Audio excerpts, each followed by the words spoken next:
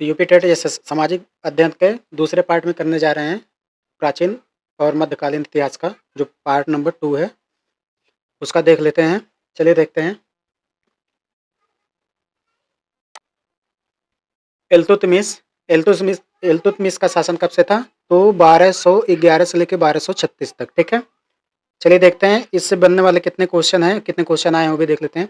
इसे दिल्ली सल्तनत का वास्तविक संस्थापक कहा जाता है। इसे कुतुब मीनार के निर्माण का कार्य पूरा करवाया था। ठीक है, अगला, इसने चांदी का टका और तांबे का जीतल नामक सिक्के चलाए। इसे सल्तनत कालीन मुद्रा प्रणाली का जनक भी कहा जाता है। ठीक है, अगला, रजिया सुल्तान 1236 से लेकर 1240 तक बनी।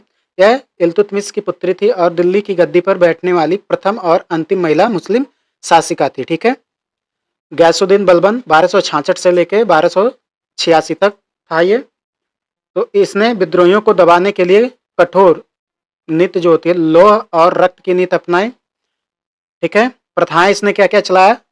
तो दरबार में सजा को साष्टांग प्रणाम करने की प्रथा, सिजदा और पाबोस तथा फारसी त्यौहार नवरोज की शुरुआत की। ठीक है, खिलजी वंश 1290 से लेकर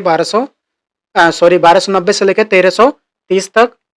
तो पहला आता है जलालुद्दीन खिलजी 1290 से लेकर 96 तक था। ठीक है, इसने खिलजी वंश की स्थापना की और उदार नीति अपनाई। इसकी हत्या इसके भतीजे अलाउद्दीन ने कर दी थी। ठीक है, बस इतना ही इंपॉर्टेंट है। बस ये उदार नीति किसने अपनाई थी ये इंपॉर्टेंट है, मार्क कर लीजिएगा यहाँ पे। अलाउद्दीन खिलजी ने क्या क्या चलाया था? तो कौन कौन सी नीति और प्रथा बनाई थी? इसके कड़ाई से बाजार नियंत्रण प्रणाली, मार्केट कंट्रोल सिस्टम जिसे कहा जाता था, लागू की। सैनिकों को नगद वेतन देना शुरू किया और घोड़ों को दागने की प्रथा चलाई। ठीक है, ये पूछा गया यूपी टेट 15 में। ठीक है, सिक्के, इसने अपने सिक्कों पर स्वयं का सिकंदर ए सानी, दूसरा सिकंदर यानी सिकंदर ए सानी यानी दूसरा सिकंदर अंकित करवाया था। वास्तुकला क्या थी? अलाय दरवाजा, सिरी का किला, हजार खंबा। ठीक है, तुगलक वंश 1320 से लेकर 1414 तक। पहला क्या था? गयासुद्दीन तुगलक। इसने तुगलक वंश की स्थापना की और भारत में पहली बार नहरों का निर्माण करवाया। ठीक है, इसने दिल्ली के पास तुगलकाबाद नगर बसाया। ये दोनों जो रेड लाइन में है इंपॉर्टेंट है। ठीक है, पहला नगरों का निर्माण और दूसरा तुगलकाबाद नगर बसाया। ठीक है, मोहम्मद बिन तुगलक 1325 से लेकर 1351 तक था। ठीक है, इसने अपनी राजधानी दिल्ली से बदलकर दौलताबाद या देवगिरी स्थानांतरित किया था। ठीक है, इसके काल में प्रसिद्ध मोरक्को यात्री इल बतूता भारत आया था। ठीक है, और जिसने रहला पुस्तक लिखी थी। सिक्के, इसने चांदी की कमी को दूर करने के लिए तांबे और पीतल की सांकेतिक मुद्रा यानी टोकन करेंसी चलाई थी, जो पूरी तरह से असफल रही। सांकेतिक मुद्रा इंपॉर्टेंट है, मार्क कर लीजिएगा। अगला, फिरोज शाह तुगलक जो 1351 से लेकर 1388 ईस्वी तक रहा। इसने ब्राह्मणों पर भी जजिया कर लगाया था। ठीक है, इसने भारत में सबसे बड़ा नहरों का जाल बिछाया। ठीक है, इंपॉर्टेंट क्या है कि ब्राह्मणों पर जजिया कर लगाया। ठीक है, और सबसे बड़ा नहरों का जाल बिछाया। वास्तुकला क्या है? उत्तर प्रदेश में जौनपुर शहर अपने भाई जूना खां की याद में, ठीक है, फिरोजाबाद और हिसार शहरों की स्थापना की और अशोक के 2 स्तंभों टोपरा और मेरठ को दिल्ली मंगवाया। ठीक है, अगला सैयद वंश है 1414 से लेकर 1451 तक। खिज्र खां 1414 से लेकर 1421 तक था। ठीक है, इसने सैयद वंश की स्थापना की। यह तैमूर लंका सेनापति था। ठीक है, इसने सुल्तान की उपाधि न लेकर स्वयं को रैयत आला कहा। ठीक है, रैयत आला, ये इंपॉर्टेंट है बस। अगला, लोधी वंश 1451 से लेकर 1526 ईस्वी तक था। यह दिल्ली सल्तनत का अंतिम राजवंश था और यह भारत का पहला अफगान राजवंश था। ठीक है, बहलोल लोधी 1451 से लेकर 1489 तक था। तो इसने लोधी वंश की स्थापना की। सिक्के क्या चलवाए? बहलोल लोधी जो था वो सिक्का तांबे का चलाया, जो अकबर के समय तक विनिमय का मुख्य साधन रहा। ठीक है, अगला, सिकंदर लोधी 1489 से लेकर 1517 तक। ठीक है, ये क्या था? इसने 1550 ईस्वी में आगरा शहर की स्थापना की और 1506 ईस्वी में इसने अपनी राजधानी बनाया। ठीक है, मापन, भूमि मापने के लिए इसने गज सिकंदरी नामक पैमाना चलाया और ये गुलरुखी उपनाम से फारसी में कविताएं लिखता था। ठीक है, ये दोनों पे गज ए सिकंदरी इंपॉर्टेंट है और गुलरुखी, ठीक है। अगला इब्राहिम लोदी 1517 से लेकर 1526 तक था। यह दिल्ली सल्तनत का अंतिम सुल्तान था, जो पानीपत का प्रथम युद्ध और 21 अप्रैल 1526 में बाबर ने इसे युद्ध में मैदान में ही मार दिया, जिसके बाद दिल्ली सल्तनत का समाप्त हो गया, ठीक है, और मुगल साम्राज्य की शुरू हुई, ठीक है। ये पूछा गया था यूपीटेट 2013 में, ठीक है।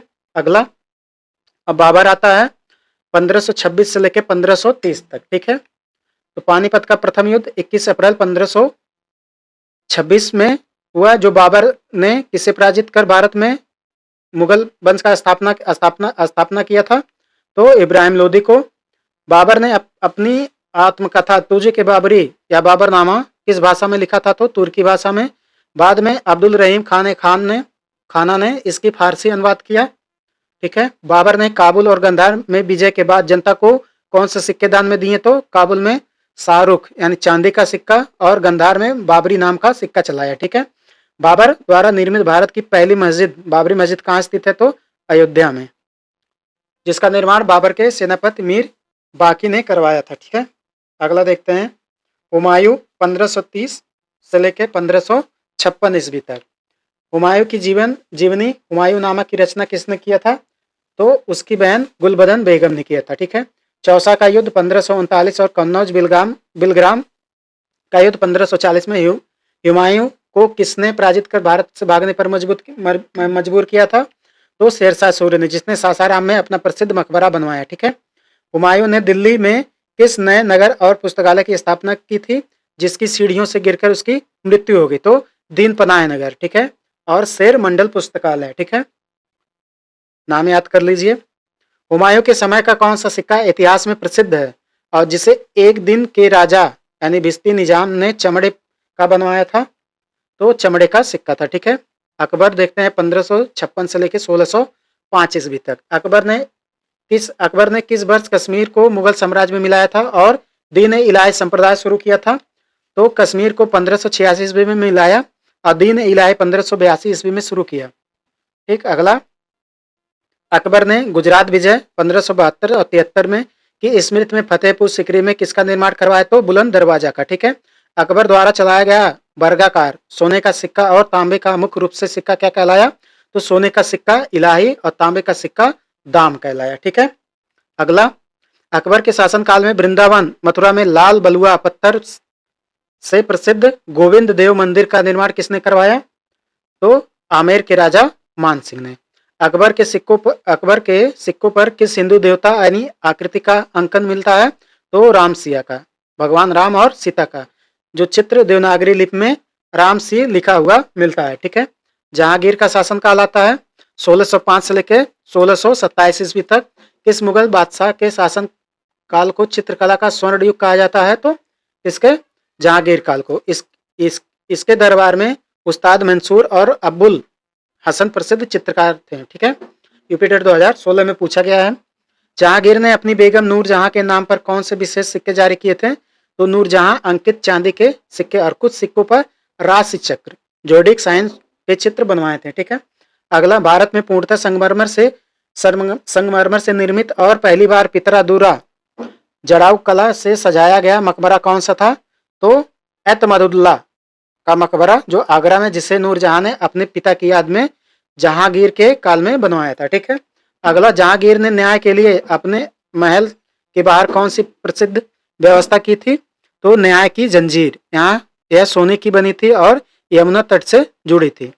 शाहजहां का शासनकाल आता है। आगरा के ताजमहल और दिल्ली के लाल किला व जामा मस्जिद का निर्माण किसने करवाया था? जिसके काल को स्थापत्य कला का स्वर्ण युग कहा जाता है? तो शाहजहां ने, ठीक है। शाहजहां के शासनकाल में कौन सा प्रसिद्ध इतालवी लेखक भारत आया था? तो निकोलस मनुची। इंपॉर्टेंट है, दोनों क्वेश्चन पूछा गया है, ठीक है। शाहजहां ने सिक्कों के क्षेत्र में दाम और रुपए के बीच मूल्य का कौन सा नया सिक्का चलाया था? तो आना नामक सिक्का, जो तांबे और चांदी का मिश्रित रूप था। शाहजहां के बैठने के लिए बेजोड़ हीरे से जड़ा हुआ कौन सा सिंहासन बनाया गया था, जिसे नादिर शाह ने लूट ले गया था?